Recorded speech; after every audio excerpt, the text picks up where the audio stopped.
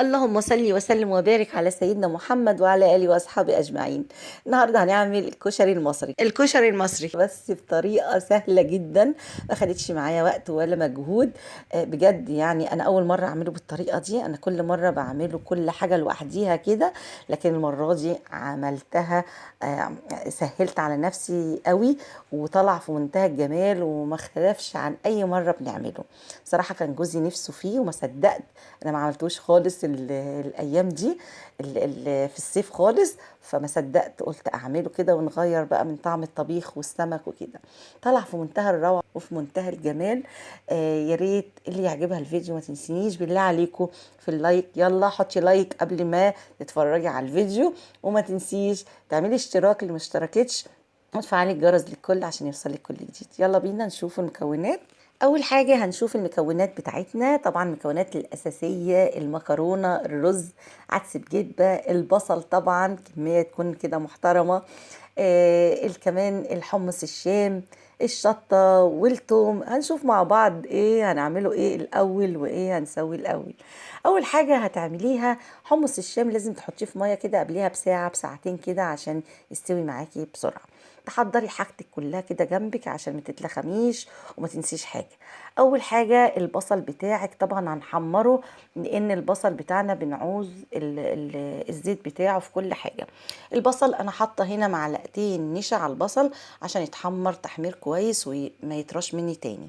انا بس اللقطه دي راحت مني.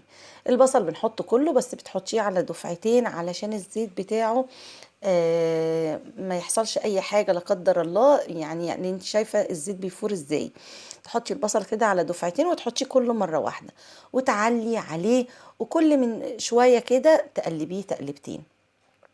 هنا كمان والبصل على النار هنحط الحمص الشام كده ونحط له معلقه ملح، وتحطيه على نار تعليه شويه، وبعد ما يغلي توطي عليه. هنا زي ما انت شايفه كده البصل بتاعي بقى لونه ذهبي كده وجميل. ما تخليهوش يغمق معاكي، لان لو غمق هيودي البصل في حتة تانية خالص. هيمرر معاكي، مش هيبقى لطيف. فلازم يبقى لونه فاتح كده، لان كده كده البصل بعد ما بتطلعيه بيغمق حوالي درجتين. هناخد بقى في حلة تانية كبشتين كده من نفس الزيت اللي عملنا فيه البصل، وهنحط فيه مكرونة الشعرية بتاعتنا. مكرونة الشعرية كده أول ما تاخد اللون الذهبي كده هتضيفي المية بتاعتك على قد طبعا المكرونة الشعرية والرز والعدس بجبة. هنحط المية قد الرز طبعا بتاعنا. انا حاطة كوبايتين رز وكوباية عدس بجبة وكوباية مكرونة شعرية. هنحط هنا الرز بتاعي والعدس زي ما انتم شايفين كده، وهنقلب تقلبتين كده يغلي غلوة وتوطي خالص وتنسيه كده على جنب. عبال ما الرز بقى يبدأ يستوي تكوني مسخنة المية بتاعت المكرونة بتاعتك.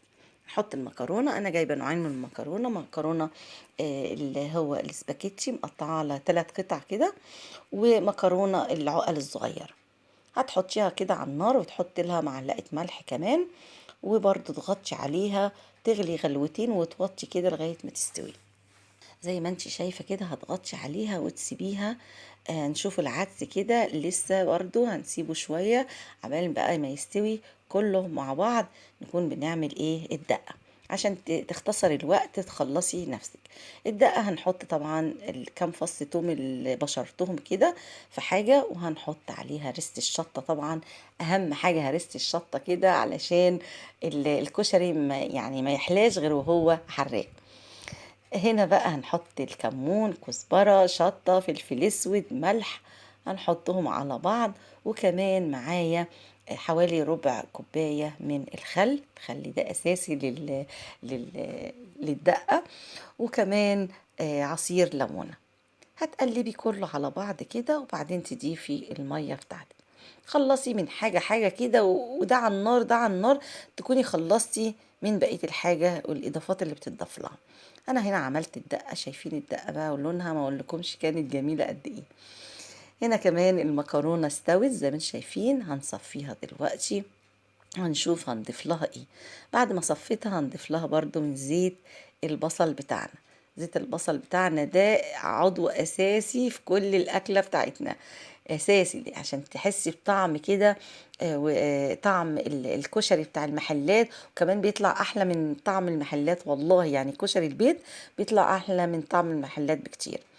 هنا بقى نحط برضو زي ما بقول لكم الحاجة الأساسية الزيت بتاعنا، زيت البصل تحطيه، ونحط الصلصة بتاعتنا. أنا الصلصة دي عاملاها في البيت، ومخففاها شوية بالمية، ونحطها على النار، نحط عليها معلقة ملح، معلقة فلفل اسود كده حلوة محترمة، محطتش لا كمون ولا أي حاجة، معلقتين خل، وكمان نص معلقة سكر. نص معلقة سكر بتعادل الحموضة، بتبقى طعمها في منتهى الروعة. هنسيبها على النار بقى تغلي. شايفين لونها بعد ما قصرت؟ بصي لونها بقى جميل ازاي واحمر ازاي. هنا بقى خلاص انا كل حاجة بقت تمام التمام. نبدأ بقى في الغرف. اهم حاجة منظر الطبق اللي انت بتغرفيه يفتح النفس كده.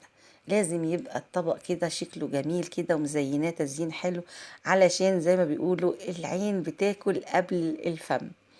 شايفين؟ تحطي الاول الرز بالعدس بجبة اللي احنا عملناه، وبعدين تحطي بقى شوية المكرونة كده على الوش، وفوقيهم شوية الحمص الشام فوق خالص، وبعدين تبدأي تحطي بقى بقية المكونات بتاعتك، الصلصة والدقة والبصل طبعا الأساسي. شايفين؟ هنحط بقى الصلصة بتاعتنا زي ما بقولك، تزيني الطبق كده، تخليه منظره كده جميل ويفتح النفس. هتحطي الصلصة بتاعتك، وبعدين نبدأ نحط بقى على الوش خالص البصل بتاعنا المقرمش بقى الجميل. حاجة كده بتفتح النفس، وبقول لكم أكلة والله بتبقى أحلى من أي أكلة تانية، أحلى من الطبيخ وأحلى من السمك وأحلى من أي حاجة. شايفين بقى المنظر؟ حاجة كده جميلة يفتح النفس لوحده.